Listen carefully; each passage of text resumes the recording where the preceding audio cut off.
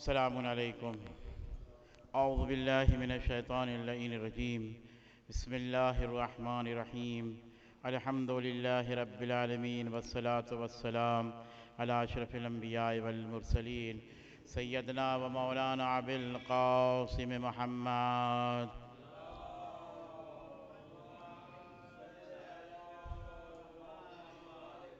وآلہ الطیبین الطاہرین المعصومین المظلومین ولعنۃ اللہ علی اعدائہم اجمعین۔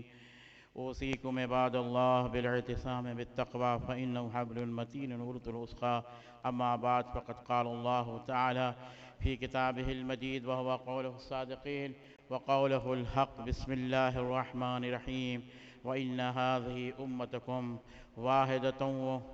أمة واحدة وأنا ربكم فاتقون۔ سب سے پہلے بندگان خدا میں تمہیں وصیت اور نصیحت کرتا ہوں کہ تقوی سے وابستہ رہو، اور یہی مضبوط رسی اور مستحکم سہارا ہے۔ پروردگار عالم سورہ مومنین کی آیت نمبر 52 میں ارشاد فرماتا ہے کہ اور تمہارا سب کا دین ایک دین ہے اور میں ہی سب کا پروردگار ہوں، لہٰذا بس مجھ سے ڈرو۔ جو گفتگو میں نے آپ کے سامنے پیش کی تھی اس سے اسبوع پہلے کہ امت قرآن کی روشنی میں اسی پر گفتگو کرنی ہے آپ کے سامنے، اور قرآن مجید میں امت کا لفظ الگ الگ اہداف کو بیان کرتے ہیں، متعدد بار استعمال ہوا ہے، جیسا کہ ہم انہیں 3 حصوں میں تقسیم کر سکتے ہیں۔ بعض آیات وہ ہیں جن میں پیغمبروں کو مخاطب کر کے بیان کیا گیا ہے کہ اور ان سے کہا گیا ہے کہ انسان ایک امت کے افراد ہیں اور ان سب میں فطری طور پر اتحاد پایا جاتا ہے، لیکن بعض اسباب کی بنا پر یہ اختلاف کا شکار ہو جاتے ہیں اور امت منتشر ہو جاتی ہے، لہذا ان میں اتحاد کو برقرار رکھا جائے، یعنی ان رکاوٹوں کو دور کیا جائے جو اتحاد کو انتشار میں تبدیل کرتی ہیں، اور انہیں ایک خدا کی طرف موڑ دیا جائے، کیونکہ وہی ان کے اتحاد کا محور بن سکتا ہے۔ اللہ تعالیٰ سورہ مومنین کی آیت نمبر 52-53 میں ارشاد فرماتا ہے کہ إِنَّ هَٰذِهِ أُمَّتُكُمْ وَاحِدَةٌ وَأَنَا رَبُّكُمْ فَاتَّقُونِ فَتَقَطَّعُوا أَمْرَهُمْ بَيْنَهُمْ زُبُرًا كُلُّ حِزْبٍ بِمَا لَدَيْهِمْ فَرِحُونَ۔ اس کے بعد پھر اعلان ہو رہا ہے سورہ انبیاء کی آیت نمبر میں إِنَّ هَٰذِهِ أُمَّتُكُمْ أُمَّةً وَاحِدَةً وَأَنَا رَبُّكُمْ فَاعْبُدُونِ وَتَقَطَّعُوا أَمْرَهُمْ بَيْنَهُمْ كُلُّ عَلَيْنَا راجعون۔ یعنی فقر رازی کہتے ہیں کہ یہاں اتحاد سے مراد دین میں اتحاد ہے، اور دین میں اتحاد کا مطلب اصول اور بنیادوں میں اتحاد ہے، جیسے کہ خدا کی پرستش اس لیے مختلف انبیاء کی شریعت کو ماننا اور ان کے مطابق عمل کرنا اختلاف کا باعث نہیں ہے، یعنی حقیقت ہے کہ یہاں مراد دین اسلام ہے جو اللہ کا سب سے پیارا دین ہے۔ ان الدین عند اللہ اسلام۔ اسلام یہاں مراد ہے، دین مراد ہے، نہ کہ اور مذہب اور مذاہب مراد ہیں، یعنی ہمیں اسلام اور دین جو خدا نے سب سے بہترین دین قرار دیا ہے اسی دین پر ہمیں چلنا ہے، اسی دین پر ہمیں فالو کرنا، ہمیں اپنی زندگی کو اسی دین پر گزارنا ہے، کیونکہ ان کے اصول ایک ہیں اور وہ ایک خدا کے ماننے والے اور اسی کی پرستش کرنے والے ہیں۔ ایک خدا کے ماننے والے کسی اور کی پرستش ہم نہیں کرتے ہیں۔ نمبر 2، دوسری آیات جن میں امت واحدہ کے نقشے کی تکمیل کے لیے کسی بھی قسم کی جبر کی نفی نہیں کی گئی ہے، اور اس بات پر زور دیا گیا کہ تمام انسان خود اس مقصد تک پہنچیں اور اپنے اختیار سے امت واحدہ کا انتخاب کریں۔ جو بہترین امت ہے اپنے اختیار دیا ہے، جس امت میں آپ غور و فکر کریں، جو آپ کو سب سے بہترین دین اسلام لگے، اسی مذہب پر آپ قائم و دائم رہیں، اور اسلام سے بہترین کوئی دین اور مذہب نہیں ہے۔ اس کے بعد قرآن میں ارشاد ہوتا ہے سورہ ہود کی آیتوں میں وَلَوْ شَاءَ رَبُّكَ لَجَعَلَ النَّاسَ أُمَّةً وَاحِدَةً وَلَا يَزَالُونَ مُخْتَلِفِينَ إِلَّا مَنْ رَحِمَ رَبُّكَ۔ یعنی یہ آیت وحدت بشریت کو سمجھاتی ہے۔ علامہ طباطبائی کے بقول اس آیت میں وحدت اور اختلاف سے مراد دین ہے۔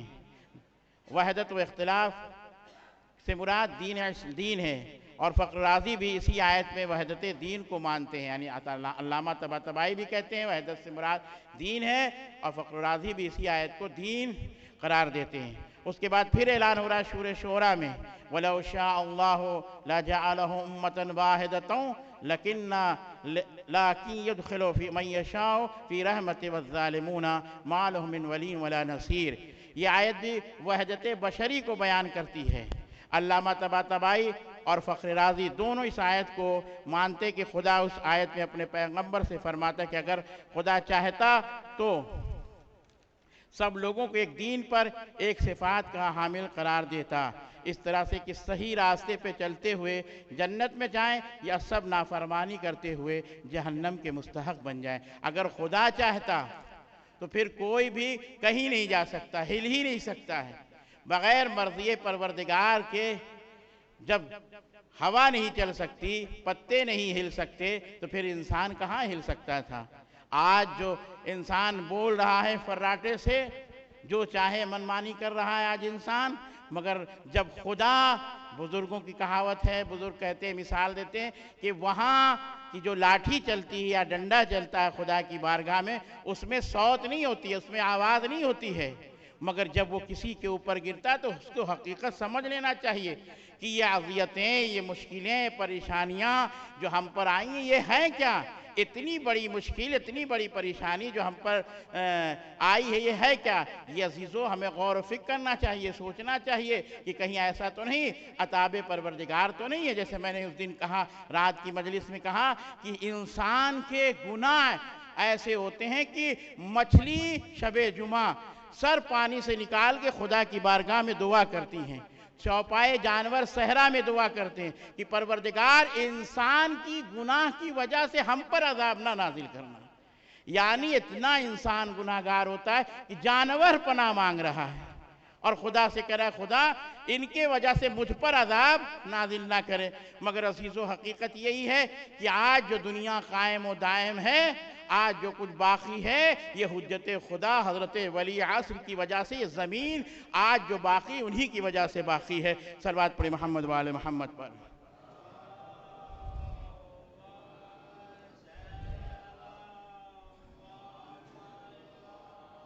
اور اگر آپ جنت کے حقدار ہیں، اگر آپ جہنم میں جانا چاہتے تو خدا سب کو چاہتا جہنم میں داخل کر سکتا تھا، مگر اختیار دے دیا ہے آپ کو، جیسا چاہیں آپ کو کرنا ہے۔ لیکن خدا نے اس معاملے میں انسانوں کو آزادی اور اختیار دیا ہے کہ وہ راستے کا انتخاب خود کریں۔ کس راستے پر انسان کو جانا ہے؟ صراط مستقیم کے راستے پہ جانا ہے کہ ضالین کے راستے پہ جانا ہے، یا ان راستوں پہ جانا ہے جس پہ تو نے نعمتیں نازل کی ہیں؟ صراط الذین انعمت علیہم غیر المغضوب علیہم ولا الضالین، یعنی ان دونوں راستوں میں انسان اختیار ہے، اللہ نے اختیار دیا ہے کہ تمہیں خود راستہ اختیار کرنا ہے، اچھائیوں کی راستے کی طرف تمہیں قدم بڑھانا ہے یا برائیوں کے راستے کی طرف تمہیں قدم بڑھانا ہے، تاکہ خدا صالح اور فاسق افراد کو الگ کرے۔ جو صالح اور نیک بندے انہیں الگ کر دے خدا، اور جو فاسق ہیں انہیں الگ کر دے۔ تبھی انسان آج منافق پہچان میں نہیں آ رہا ہے، بڑی محبتیں ہیں دل میں، بڑی زبان سے بڑی بڑی باتیں، محبتیں، اظہار محبت، الفت، جان دینے کے لیے تیار، مگر عزیزو حقیقت یہی ہے کہ زبان سے کوئی کام انجام نہ دے بلکہ عمل کی منزل میں آ کر اس کام کو انجام دے۔ اسی لیے امام جعفر صادق کے پاس وہ خراسانی شخص آیا تھا تو امام نے کہا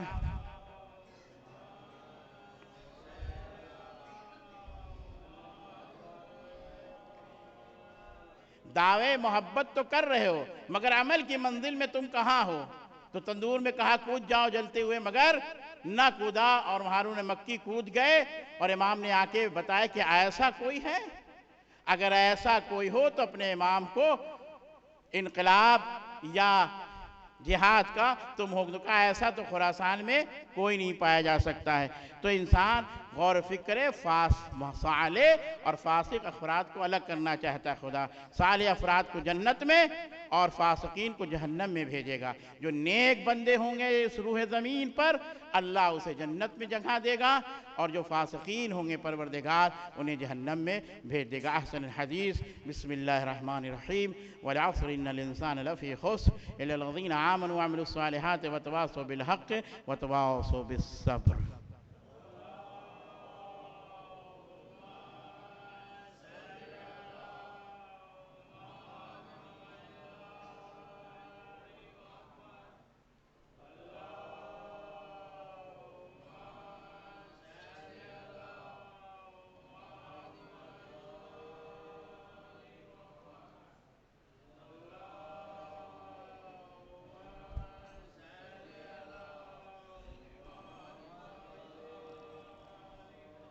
اعوذ باللہ من الشیطان اللعین الرجیم بسم اللہ الرحمن الرحیم الحمد للہ رب العالمین والصلاة والسلام علی اشرف الانبیاء والمرسلین سیدنا و مولانا ابی القاسم محمد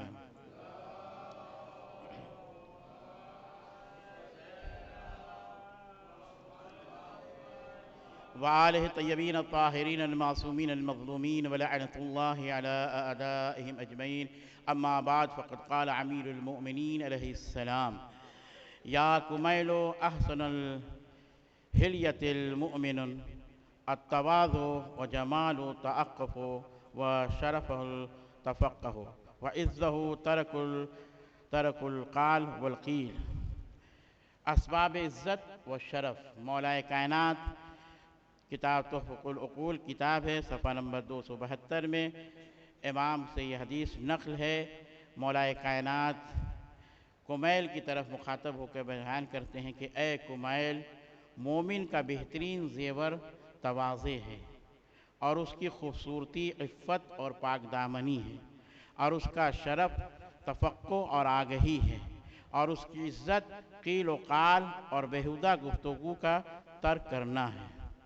یعنی مومن کی علامت مولا بتانا چاہتے کمیل کو مخاطب کر کے، کہتے ہیں کہ مومن وہ جو انکساری تواضع، یعنی زمین پر انکساری کے ساتھ وقار کے ساتھ مشی کرے، یعنی اطمینان، کوئی اس کے اندر غرور، گھمنڈ، تکبر نہ پایا جائے، اسے کہتے ہیں تواضع کے ساتھ اپنی زندگی کو گزارنا۔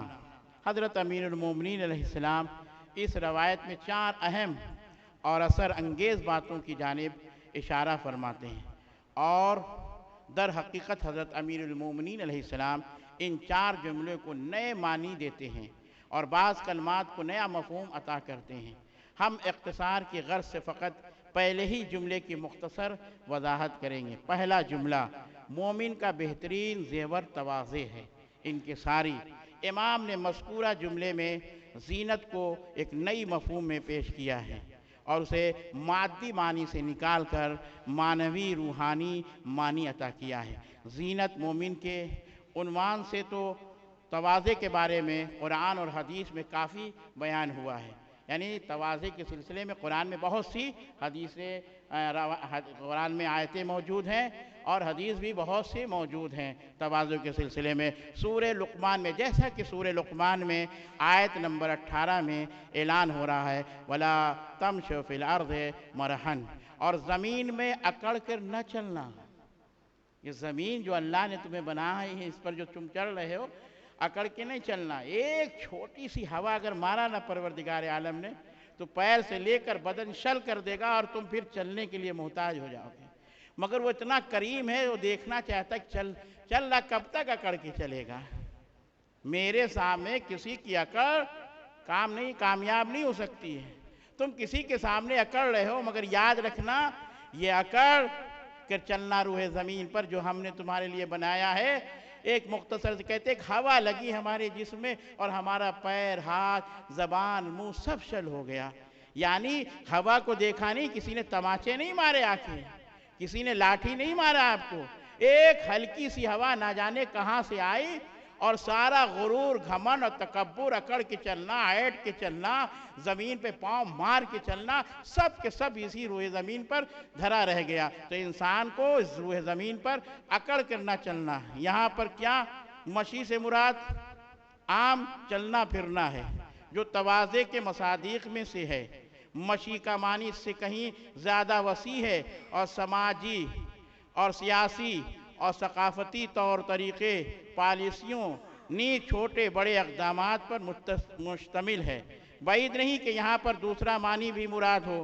حضرت علی ابن ابی طالب علیہ السلام کی ایک دوسری حدیث میں امام ارشاد فرماتے ہیں، صلوات پڑھیں محمد وآل محمد پر۔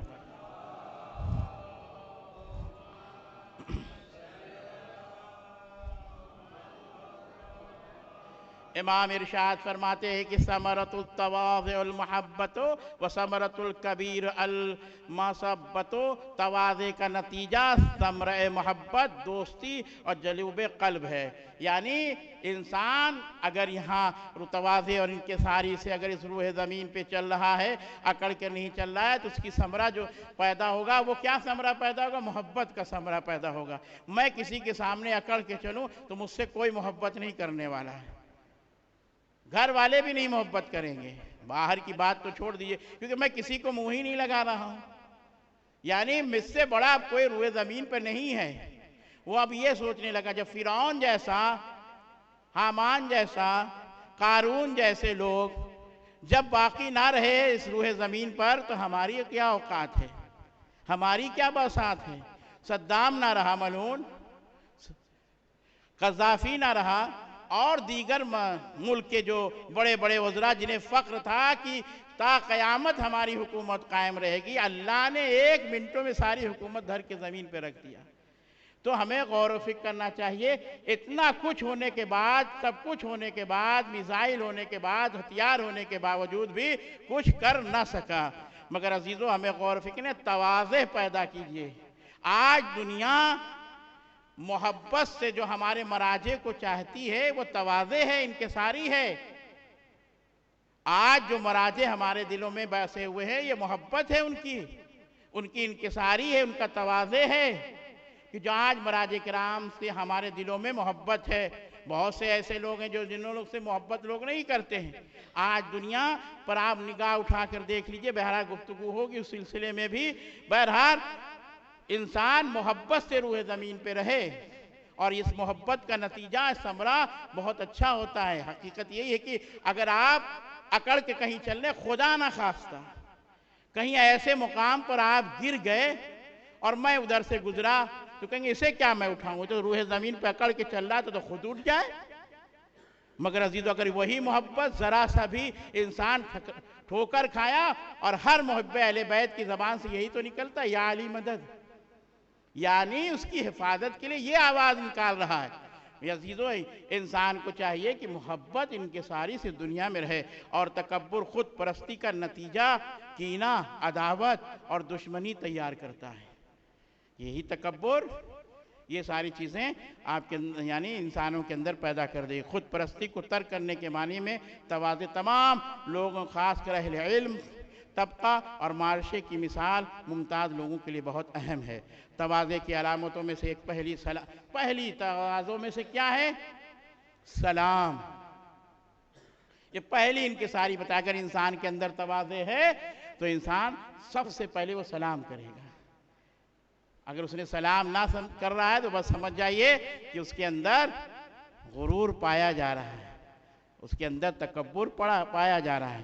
یعنی پہلی علامت اس میں سے ایک، پہلی علامت سلام کرنا۔ بعض روایتوں کے مطابق پیغمبر اسلام حضرت محمد مصطفیٰ صلی اللہ علیہ وآلہ وسلم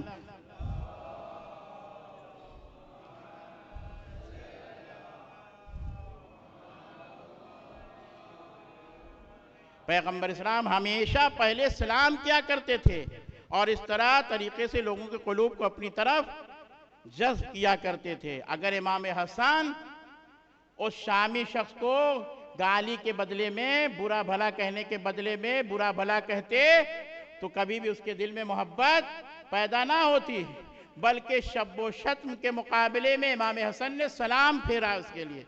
امام نے اپنا تواضع اور انکساری اس کے سامنے پیش کی، اور نتیجہ کیا ہوا؟ جو دشمن تھا وہ دوست بنتا ہوا نظر آیا، کیونکہ جس چیز میں خرچ کم فائدہ جذب کیا کرتے تھے، کیونکہ جس چیز میں خرچ کم فائدہ زیادہ ہے ہم اسی سے استفادہ نہیں کرتے، یعنی جس چیز میں ہمیں زیادہ فائدہ ہے، سلام کرنے میں زیادہ فائدہ ہمیں مل رہا ہے، ہم اسی کو خرچ کرنا نہیں چاہتے، ہم فائدہ اٹھانا نہیں چاہتے ہیں، استفادہ اٹھانا نہیں چاہتے ہیں۔ تواضع کے اقسام، تواضع کی 3 قسمیں ہیں۔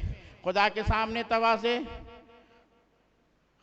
خلق خدا کے سامنے تواضع بھی واضح ہے، اور خلق خدا سے مراد مومنین ہیں، اس لیے اس کے بیان کی ضرورت نہیں ہے، کیونکہ کفار اور دشمنان دین کے سامنے تواضع کا کوئی مطلب نہیں ہے، بلکہ ان کے سامنے عزیز اور سربلند رہنا چاہیے۔ کفاروں کے سامنے اور منافقین کے سامنے سربلند رہنا چاہیے انسان کو، لیکن حق کے مقابلے میں تواضع کے میدان میں پہلی اور دوسری قسم کے تواضع والے بہت سے افراد بھی لرزش کا شکار بن جاتے ہیں۔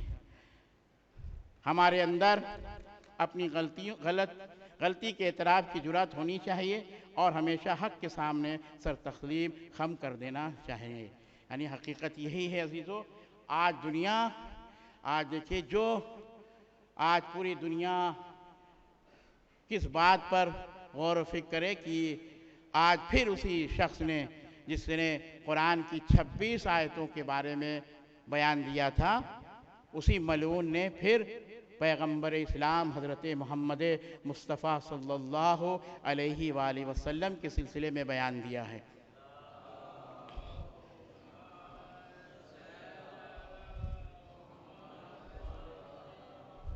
لہذا ہم ایسے لوگوں سے، ہماری قوم میں ایسے لوگ، افراد جو اپنے ایمان، اپنے دین کو بیچ کر اور پیغمبر اسلام کو معاذ اللہ برا اور بھلا کہہ رہے ہیں، وہ سب کے سامنے موجود ہے، سب نے سنا ضرور ہوگا۔ بہرحال ہماری یہی گزارش ہے اپنے ملک کے وزیر اعظم اور تمام لوگوں سے جو علماء کرام ہیں، اس کے خلاف احتجاج کریں، تاکہ جو پیغمبر اسلام کے اوپر اس نے تہمت لگائی ہے، غلط نازیبہ باتیں کی ہیں، یہ باتیں اس رسول کو کہا جا رہا ہے جو عرب کی سرزمین پہ تشریف لائے تھے، اور حقیقت یہی ہے کہ پیغمبر کو نہ جانے اس نے کیا کیا کہا ہے، وہ منبر رسول سے بیان نہیں کیا جا سکتا ہے۔ بہرحال خدا اس ملعون کو واصل جہنم کرے، اور ہماری یہی تمام جوانوں اور سے اپیل ہے کہ جتنا ہو سکے سوشل میڈیا کے ذریعے اس کی مخالفت کی جائے، کیونکہ وہ رسول جو رحمت للعالمین بن کے ساری کائنات کے لیے آئے ہیں، اس کے اوپر یہ تہمت لگانا بہت بڑی بات۔ آج یہ ہمارے مذہب میں ایسے یہ کوئی اور نہیں ہے، صرف وہ لوگ ہیں جنہیں اپنے دین سے کوئی مطلب نہیں ہے، انہیں اپنی دولت اور ثروت، جیسے عمر سعد کو رے کی زمین چاہیے تھی، اسے دولت چاہیے، اسے یہ چاہیے، تمام خواہشات پوری ہو رہی ہیں۔ عزیزو، یہ ہمارے درمیان، مسلمانوں کے درمیان اختلاف پیدا کیا جا رہا ہے، تاکہ آپس میں مسلمان لڑتے رہیں اور ہمارا مقصد پورا ہو جائے۔ یہ سارا فیلڈ، سارا علاقہ ایک جگہ ہے۔ آپ لندن چلے جائے، جو لوگ گئے ہیں نہیں گئے، وہ بھی آپ سوشل میڈیا میں، ایک میرے خیال سے خوجہ مولانا صاحب وہ بتاتے کہ وہاں ہر ایک کا ادارہ ہے، آپ بھی جائیے ایک نیا مذہب لے کے وہاں کھول لیجئے، آپ کو منع نہیں کیا جائے گا۔ تو عزیزو، اس سینٹر سے اور فنڈنگ وہیں سے پوری کی جا رہی، تاکہ اسلام کو ختم کر دیا جائے، اسلام کو مٹا دیا جائے۔ پیغمبر کے سلسلے میں جب ایسی باتیں کی جائیں گی، جب ایک شیعہ اپنے ہی مذہب کے بارے میں ایسی گفتگو کرے گا تو وہ شیعہ ہی کہاں رہا، وہ مرتد ہو چکا ہے۔ بہرحال تو ہمیں غور و فکر کرنا ہے، اور زیادہ سے زیادہ انسان کو اس بات پر غور و فکر کرنا چاہیے کہ جتنا ہو سکے اپنے محمد کی دفاع کیا جا سکے۔ قرآن مجید اور اطرت کو نہ چھوڑنے کا مفہوم آیت اللہ تقی بہجت فرماتے تھے کہ آپ کے ایک ہاتھ میں قرآن اور دوسرے ہاتھ میں اطرت کا دامن ہونا چاہیے۔ اطرت کے معارف نہج البلاغہ، یعنی اگر آپ کو اطرت چاہیے تو نہج البلاغہ جیسی کتاب میں اطرت کے اعمال میں صحیفہ سجادیہ جیسے کتاب، اور اطرت کے اعمال تکلیفیہ میں توضیح المسائل جیسی کتابوں کو بھی شامل کیا انہوں نے. یعنی اگر اپنی زندگی کو آپ کو صحیح مقصد کی طرف لے جانا ہے تو ان تمام کتابوں کی طرف آپ مطالعہ کریے. اگر آپ چاہتے ہیں اطرت کو سمجھنا ہے تو نہج البلاغہ، صحیفہ سجادیہ اور تکالیف توضیح المسائل کی طرف رجوع کرے تاکہ انسان کی زندگی بہترین نمونۂ عمل بن سکے. احسن الحدیث بسم اللہ الرحمن الرحیم ان اللہ ملائکۃ یصلون علی النبی یا ایھا الذین آمنوا صلوا علیہ وسلموا تسلیما.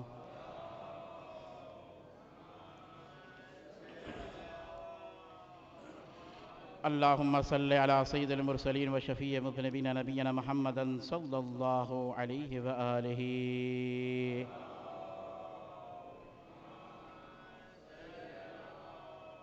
وعلى امام المسلمین وقائد الغر محجلین امیر المومنین علی بن ابی طالب صلوات اللہ علیہ وآلہ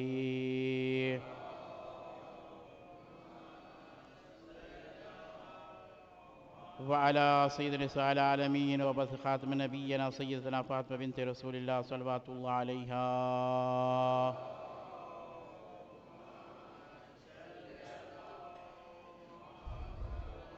وعلى الحسن مجتبى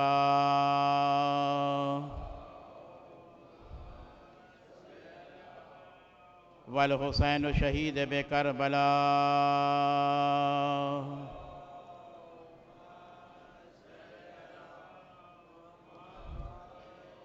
وعلي بن حسين محمد بن علي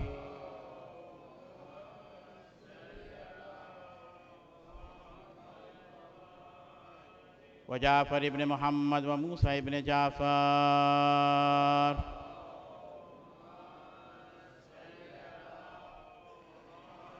وعلي بن موسى ومحمد بن علي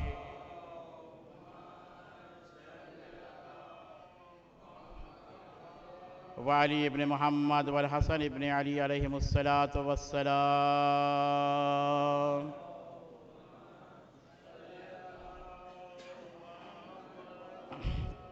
اللهم صل على مولانا صاحب الزمان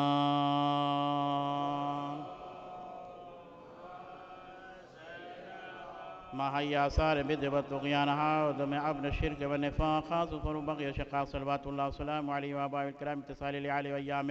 پروردگار تیری بارگاہ میں دست و دعا ہمارے اس مختصر سی عبادت کو اپنی بارگاہ میں قبول و مقبول فرما. جو مریض انہیں شفائے کاملہ عاجلہ عنایت فرما، جو مقروض ان کے قرض کو غیب سے ادا فرما. میرے معبود میرے پروردگار تیری بارگاہ میں دست و دعا ہے جو مومن کرام یہاں موجود ہیں میرے معبود ان سب کو صحت و سلامتی عطا فرما. میرے معبود امیر بھائی، عمران بھائی اور محترمہ فاطمہ بہن جو مریض ہیں پروردگار ان سب کو شفا یابی عنایت فرما. میرے معبود میرے پروردگار جو دشمنان اہل بیت ہیں پروردگار اس روح زمین سے انہیں نیست و نابود فرما. میرے معبود میرے پروردگار حق کے جو اسلام حق ہے پروردگار اس دین کی حفاظت فرما. میرے معبود میرے پروردگار تیری بارگاہ میں دست و دعا ہے جو نوجوان بے روزگار ہیں انہیں روزی عطا فرما، جو روزی سے لگے ان کے رزق میں برکت عطا فرما. آیت اللہ سستانی رہبر معظم کو طول عمر عطا فرما. ایران عراق حزب اللہ کی حفاظت فرما.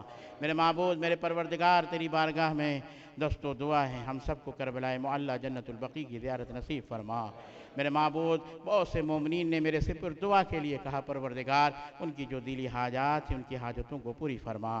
جو عزیز پریشان ہے پروردگار ان سب کی پریشانیوں کو دور فرما. ہمارے زیارت مقدسہ کی حفاظت فرما. آخر میں دعا پروردگار حجت خدا حضرت ولی عصر کے ظہور میں تعجیل فرما.